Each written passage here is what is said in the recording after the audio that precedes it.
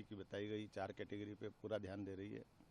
खास करके युवाओं के लिए रोजगार के अवसर मध्य प्रदेश में तलाशने के लिए और गरीबों का भला करने के लिए महिला, किसान, सभी प्रकार के उद्योग उद्यमी लोग लगाए, लोगों को रोजगार मिले, प्रदेश को कर मिले, जीएसटी बढ़े और विकास के सभी आयाम चालू हो। और खासकर के विकास के दायरे में सभी संभाग और सभी रीजन में उसका नीचे तक असर दिखे।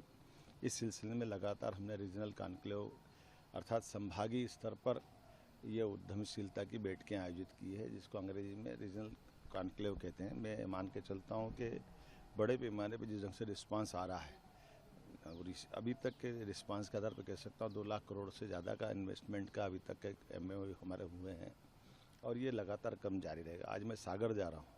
सागर बुंदेलखंड का हमारा अंचल है जिसमें बहुत संभावना भरी हुई है और सभी प्रकार के उद्योग, केवल बड़े उद्योग नहीं, बड़े उद्योग, छोटे मध्यम साइज के उद्योग, सूक्ष्म उद्योग, कुटीर उद्योग, लघु उद्योग, MSME के साथ साथ हमारी सभी स्वयं सहायता समूह बहनें जो काम करती हैं उनका भी, ऐसे प्रत्येक क्षेत्र को प्रोत्साहन देना, साथ साथ IT का, AI का, ये जो हमारे बड़े पैमाने पे इंजीनियरिंग सर्विस से या उच्च तकनीक हासिल किए हुए अलग अलग कोर्स से जो बच्चे पढ़े वो भी अपने प्रदेश में ही रहे, उनकी क्षमता का उपयोग भी हो, ये सरकार ध्यान दे रही है।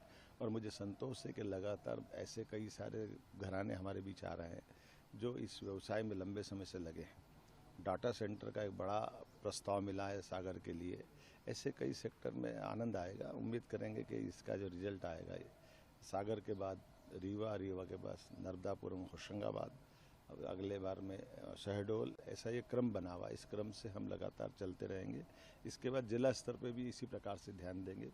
हमने प्रयास किया है कि इस पूरे व्यवस्था के इंचार्ज अर्थात जिले में उद्योग लेकर और उद्योगपतियों की कठिनाइयों को हल करते हुए शीघ्र अतिशीघ्र वो उद्योग लग करके मूर्त रूप ले ले, इसलिए जिला कलेक्टर को पाबंद कर रहे हैं, जिसके माध्यम से बहुत जल्दी उनके रिजल्ट आएंगे। हर व्यक्ति को जिसकी जैसी क्षमता है उसको काम मिले और व्यापार व्यवसाय का अनुकूल अवसर बने।